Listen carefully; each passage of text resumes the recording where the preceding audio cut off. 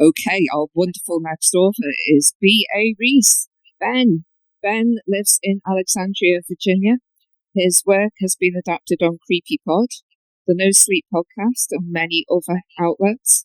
In 2025 and 2026, he published 2 interconnected written compilations, Friends, Lovers, and Other Gaslighters, and Visions from the Phantom Line, and they're both excellent. I can't wait to talk to him, so let's just get him in. Here he is. Got so many notes. Hello. Let's see. Yeah, here I am. Can I just off the top say that we have been so jealous of your lighting? Look at that setup. Look at it. We've been saying, what, we were going to have to ask Ben, how do you look so perfect? Look at you. I don't know. Maybe it's the cat. He just is. I appreciate it. I assume y'all can hear me this time. We can hear him fine. The chat can hear you. Yeah. All good. Well, if I could just say before we do the questions that I appreciate you putting on this event, and it's really flattering to be featured in the same event as these other authors. It's remarkable how much of a percentage of my life I've spent listening to stories by the people who have presented or are going to be presenting or who are in the audience. How many hours of podcast stories I've heard from them all. So it's really nice to be here. Oh, thank you for saying. And it's wonderful to find out that they're such lovely people as well, isn't it?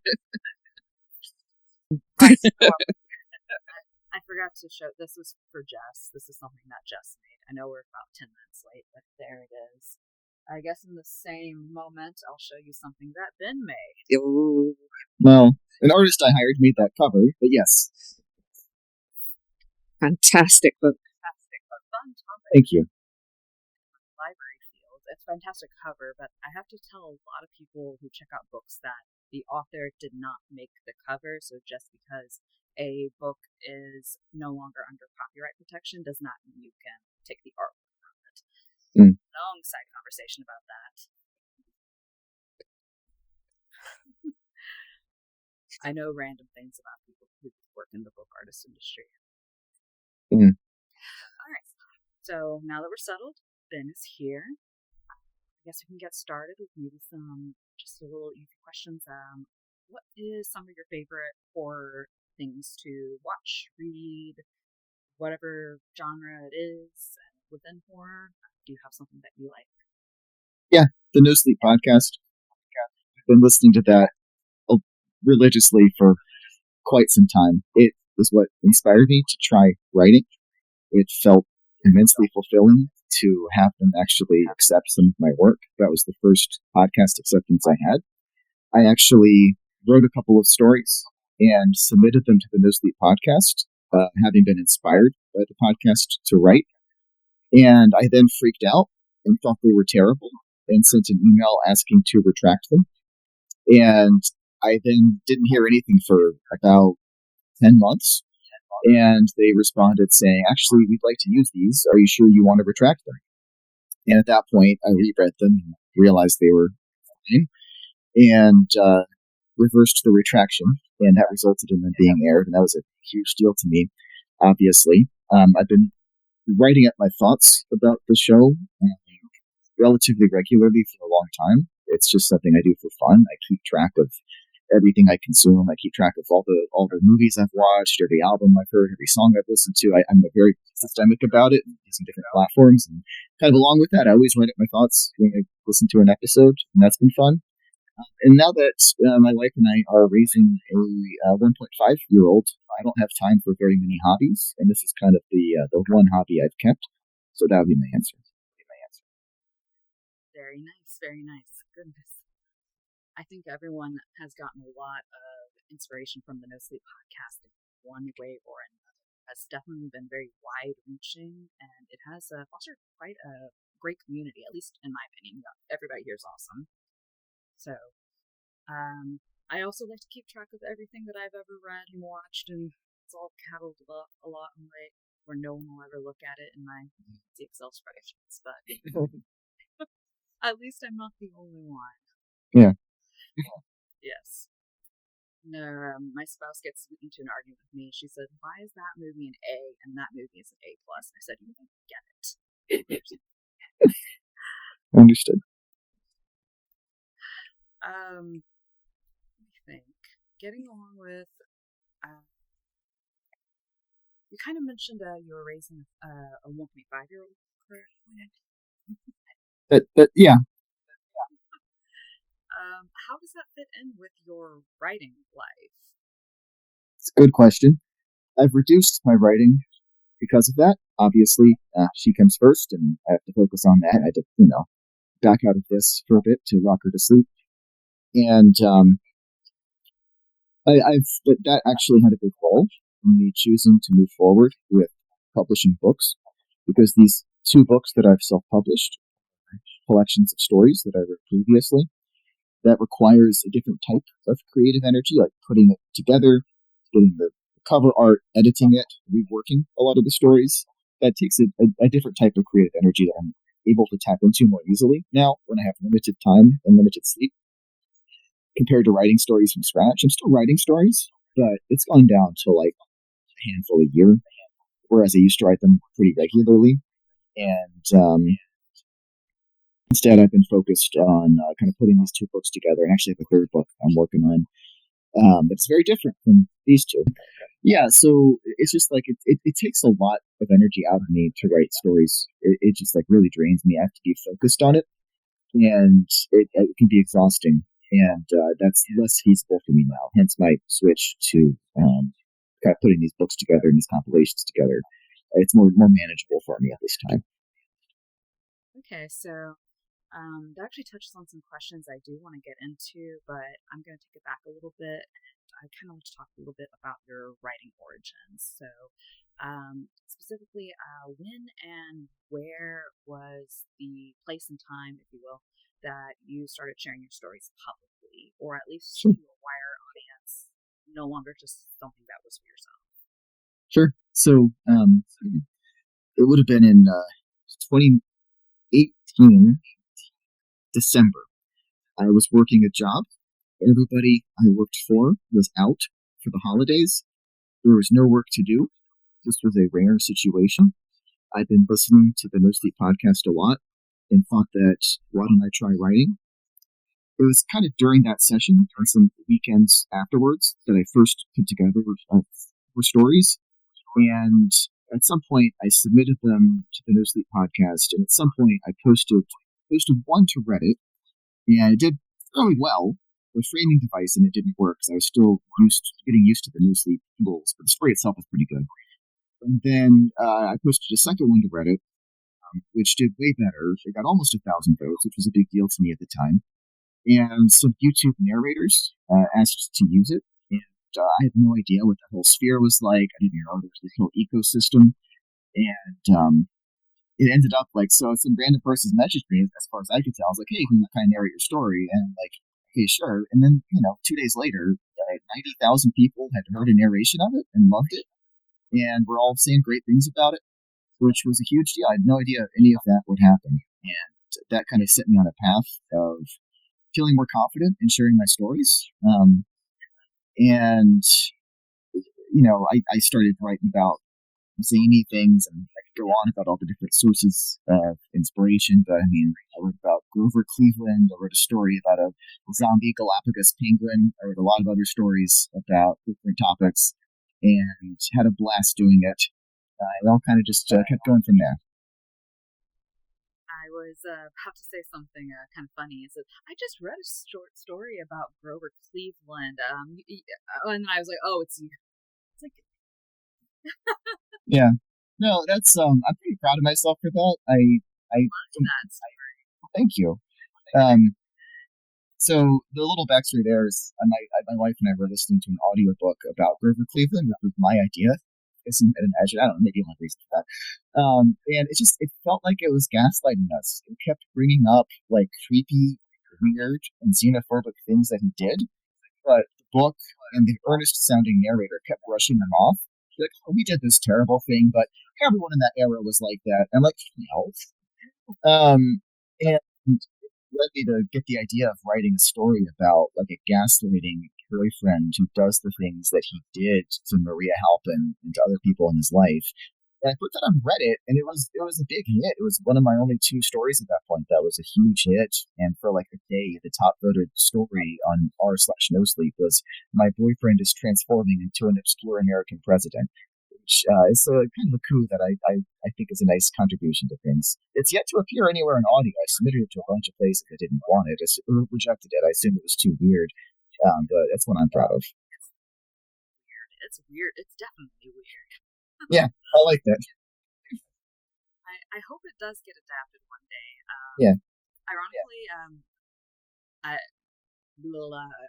was about to say something about my education in American history, but then you don't need to know that. Basically, I read the chapter title and I said, I wonder if it's Grover Cleveland, because I read something about the two non-consecutive terms, and I said, I know who that is. Yeah! My history teacher would be so happy. Yeah.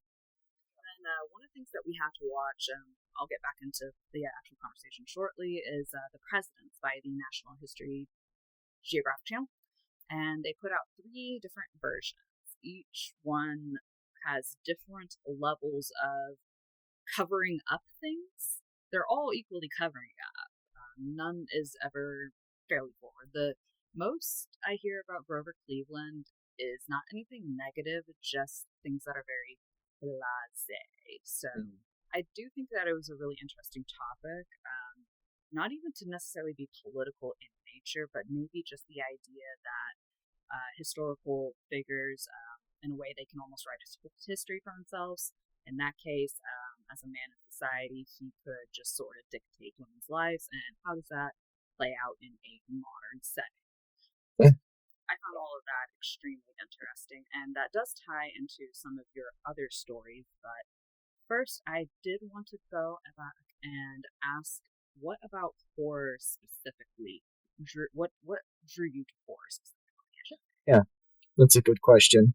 I grew up in a household that was very anti-horror. My parents, especially my mother, wanted to have nothing to do with horror. Hated the idea of it. It was just considered this off-limits thing they're not allowed to do. And also, like, it was considered something that was just like, all that horror is a guy in a hockey mask chasing women and slashing them, and that's it, and it's trash. And so I had that perception for a long time. But I had a couple things challenge that kind of opened the door to realizing that it's a vehicle through which you can examine a lot of interesting questions. I'd say foundational experiences would be the Twilight Zone. I was obsessed with that growing up. Of course, the original run, I don't think any of the reboots are very good. I memorized a lot of the episodes. Yeah. And then Are You Afraid of the Dark was another one that I watched constantly. A lot of people say Goosebumps, but Are You Afraid of the Dark? I don't know how, the water demon one from season 5, episode 1. I know the show pretty well. I don't know how that was on a kids channel. It's insane that was on a kids channel. Tale of the Dead Man Float is the name of the episode. You watched that particular episode, or? I watch as much as I can. I think I Gotcha. went over into season 1 through 3. Gotcha. I have seen all of those. So yeah. Gotcha. For how I came across it, I did traditionally read Goosebumps first, but in my adult life, I said, I actually want to read horror that was intended, or watch horror that was intended for a younger audience. And then Are You Afraid of the Dark came up, and yeah, it's very interesting. Very interesting take on what is the kids can handle. Yeah, and those are all good points. And to kind of finish the answer, like over time, I steadily kind of put my toe in the water and explored more and more, and just like steadily realized that there's so much more to it. And even the horror movies that have reputations for being pretty kind of like dumb or not all that deep, like many of the Friday the 13th sequels kind of have a reputation for that. There really is a lot going on in them. I wouldn't say all of them. Jason Takes Manhattan, Jason X, not so much, but a lot of them really do have a lot that's happening. I find all the different tropes to be fascinating, and the way they bounce off each other, and the way you can kind of read where society is at any given moment in time, given how they're testing these different ideas. and how they work thematically. And a lot of that had an influence on my writing. Actually, the very last story in Friends, Lovers, Other Gaslighters is kind of like influenced by the slasher genre and what sort of tropes in it. There's a conversation at the beginning between two characters that touches up on all of that. I find all that really interesting. I agree. I definitely agree. There's a lot more going on under the surface to horror, as you put it. Just a guy in a hockey mask. There's a lot of resistance from society about horror, and from different sectors of life, just because the basic surface level idea of what horror is. But I do think a lot of us have found that there is something more to it, something worth exploring, something worth trying to write in, and kind of discover things along the way as we go. So that was a very great answer. Thank you. Yeah, I agree with your summation as well. And yeah. Did you hear me? I'm trying to read my handwriting. Okay, I'm not going to ask that question. I crossed that out. Okay. I am curious, what out of everything that you have written, what would you consider to be your first success? Something that you define as being personally successful to you? I would say that you said first success, or the first one I had. That was I'd probably go with Muck, which is I think the third story in the book I wrote in blog, if you want to abbreviate it. That's a story that means a lot to me because it in terms of like success, it was on the NoSleep podcast. It was the first one on there. I still remember the 4-hour drive I was on. I saw that it came out that morning. I downloaded the episode, and began the drive and listened to the adaptation when it appeared. And I was so nervous. This was the first time my work had been adapted in a podcast. I'd had like solo YouTube narrators do like one or two before, but that was it. This was a story I had freaked out about, asked to have retracted initially because I was so worried. It touches up on some political issues and I was like overanalyzing it honestly about like drug addiction and opioid abuse in Southwest Virginia. It draws from the book Dopesick, which I'd read before writing it, and it draws on history from rural Southwest Virginia. It kind of references and takes some inspiration from a real accident where it's a muck dam disaster. And I remember listening to the episode, and I was so nervous, and like it didn't help that like the story that was like 2 stories before it on the episode was a childbirth gone horribly wrong, which like imagine that might be scarier, even scarier to female listeners than to me, but it was still pretty miserable to hear about. The one before that was Mother Maggie's, which has really perverse body horror involved with people adults being forced to like breastfeed from some monstrous creature. And it was just like, oh my gosh, like it was like tearing me up. I was like so nervous the whole time that about my story, and I heard it, and I was like, practically held my breath the whole time, thinking like this is going to be terrible, my writing's going to be bad. But not only, as you would expect, was the production magnificent. Atticus Jackson's amazing in that one, as he always is. Brandon Boone does a sweeping score, but it actually like came together really well. And I heard it and realized like, wow, that was actually really good. It was actually like really well done. And we actually addressed the themes I wanted to. So I see that as something that like kind of draws from unknown history. Like nobody's heard of the Saltville muck dam disaster from like 1918, and it draws from that history and kind of tells something that I think is impactful and meaningful about the messages that it examines. It's a really delicate subject, and I think it like manages to kind of convey the tragedy without throwing the kind of villain in the story who's like an addict who's trying to drag his sister into dying and being pulled into the past. It portrays him in a negative light, but does that in a way that I don't think throws him into the bus and acknowledges the serious health consequences and treats that topic maturely. So that would be my answer. I do agree. I read Muck, and I thought, yes, that the way that character was portrayed was handled very well, very very sensitively, and it gave the overall story a lot more depth for me versus just the stereotypical addict. The addict stereotypically never recovers and is the worst person. That kind of stereotype that I'm used to seeing. So I did really like that in the book. You touched on about nervousness about getting your stories adapted for audio and having stories adapted by YouTube audio. I'm actually kind of curious. So, Friends, Lovers, and Other Gaslighters has an audio book adaptation, and you also have stories that are adapted by podcasts, YouTube. Can you share what it was like getting those processes done? How was it similar, different? Just overall, what was that like? Sure. So, how was good getting those processes done? When I am submitting stories to a podcast, I always make sure that the story is tailored to the podcast. I think that podcasts appreciate that. With the NoSleep podcast, they like having a lot of characters. They like the characters being distinct and having personalities. Um, so if that's something I want to send to the NoSleep podcast, that's kind of how I focus it. Creepy Pod, which I think has done the most of mine. They do sing the narrator stories, and so I try to rewrite the story to have it one narrator in it for Creepy, and that takes some work. But in terms of like different processes, as in, so that's podcasts, and then like YouTube narrators, that's a whole thing. There's some people I don't work with because they've been incredibly accused of serious crimes, and I don't respond to their messages anymore.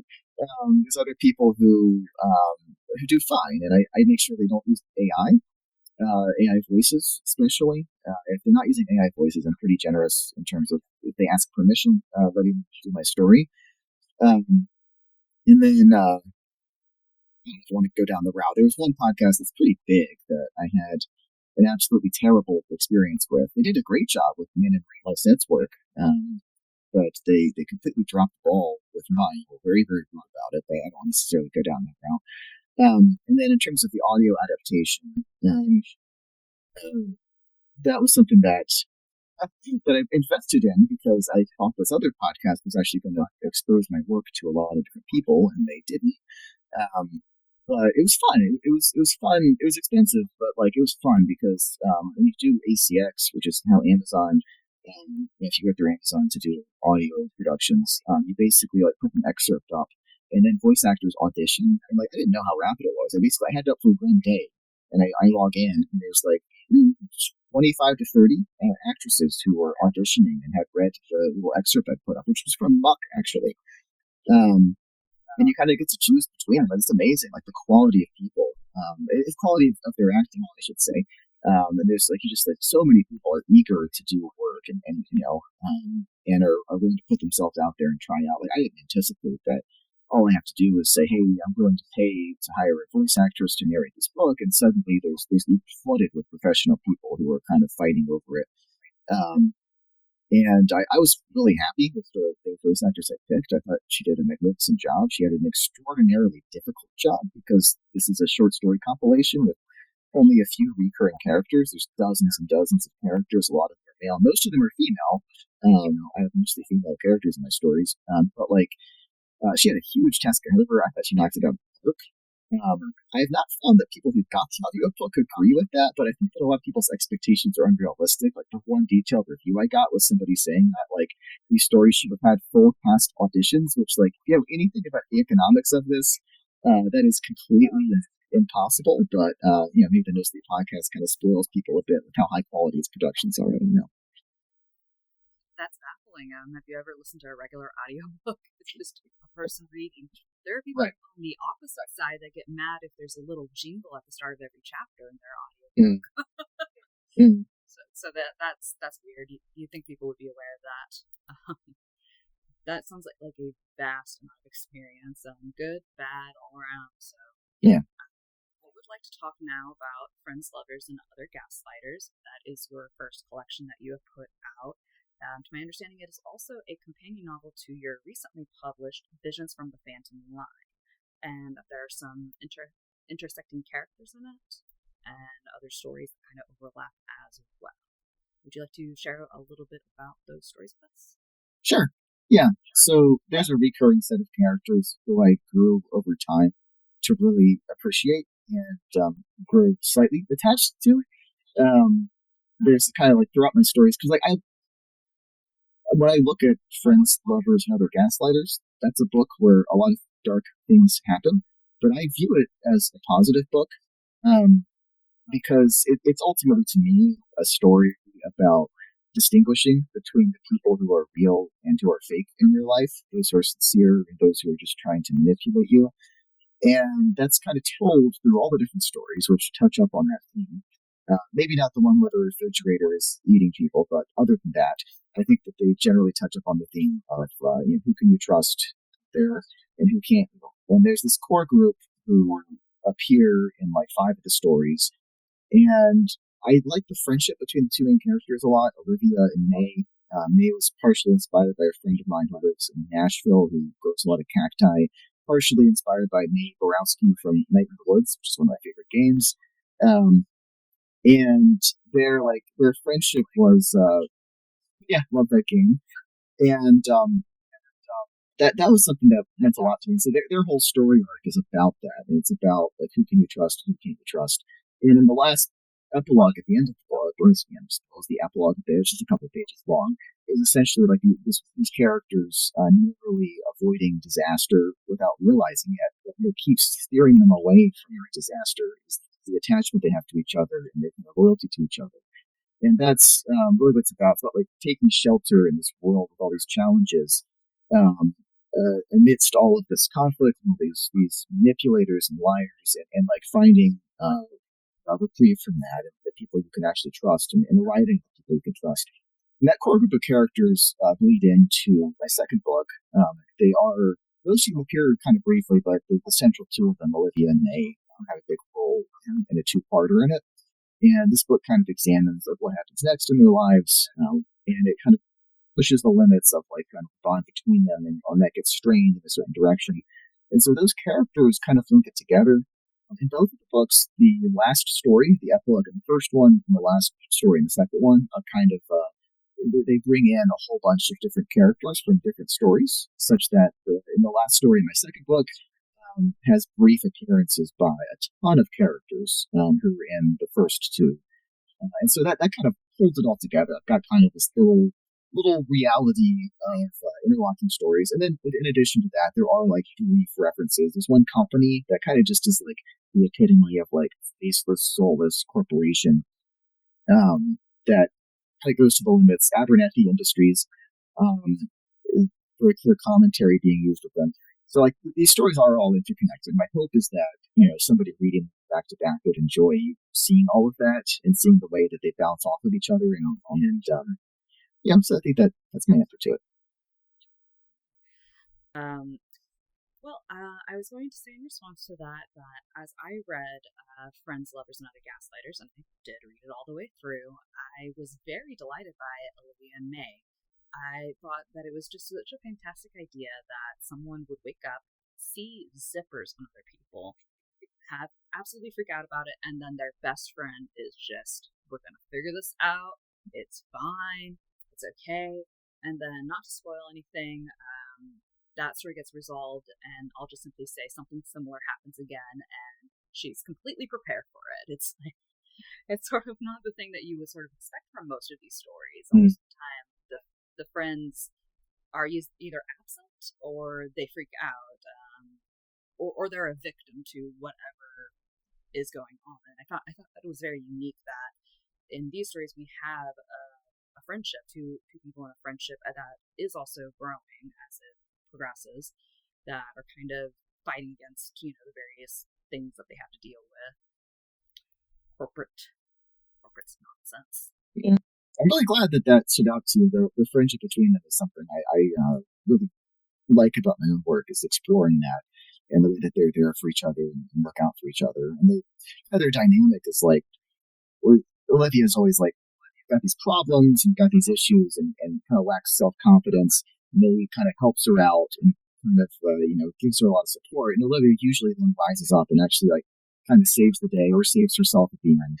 And I like the dynamic between them. They have very different personalities, but if it comes along the way it's supposed to, you kind of get why they're so close with each other. And if that did stick out to you to the extent I described, I'd certainly be interested in what your thoughts are when you get around to reading the next book, which kind of further explores that. It's on my to read list. Right. I think we are close to running out of time. Okay. Um, so the last thing that we would like to talk with you about is about your future projects and things that you're currently working on. I know that you published recently, back in March, Visions from the Phantom Line, but you have kind of touched on that already. If you want to talk about that a little bit more, tell people you should read it, um, or anything else that you have going on that you would like to share. Sure, thank you. I think I've got one submission sitting for the NoSleep podcast, and we'll see what happens with it. In terms of moving forward, I do have a very different project that is a long-term project. My goal is to release it next year. So I've essentially exhausted the short stories I've written at this point in terms of the ones that I think are of publishable quality. I can always write more. Thank you, Lysel. I can see that. I can always write more, but for now, I've kind of told the story I wanted to, and it ends in a place where I'd like for it to end. But my new project is inspired by, kind of Goosebumps, choose your own scare books. It is a kid-friendly choose your own adventure, although I know the term is trademarked. I've got to do something else. Book where the premise is that you get on a bus, you're late for school, you're in middle school, and to your surprise, you got on the wrong bus full of monsters, and the wrong bus full of monsters takes you to monster school, and you have to figure out a way to survive the day. So there's all sorts of gruesome endings, like falling into magma or getting eaten by a spaghetti monster, but it's all done in a very kid-friendly way. I've always wanted to do something like this. My reason is slightly Machiavellian because at these book fairs, I sold books for the first time at 2 horror fairs last year. And at those fairs, I noticed there were a lot of parents asking around for kid-friendly books, and I just thought, hey, well, I finally get around to doing that. So that's the project I'm working on, and so That's great. That's wonderful to hear. Hopefully, we can see some lovely children's stories coming out soon. I actually think that it's a good market to tap into, if you will, simply because I think parents can be a little bit misguided, especially from my generation and older, about what is acceptable to read and what is not. So I think it's good that there are more resources out there. There are more authors out there that are pushing for children. That's going to be okay for them to read, so that they can expand a love of reading through horror and not just through other means, that they have another avenue that they can access. So that's wonderful. Thank you so much, Ben, for being on. It was great having you. Sorry for all the technology troubles. We'll get it figured out. Sure. It was a pleasure to be here, and thank you for putting on this event. Well, you have a good night.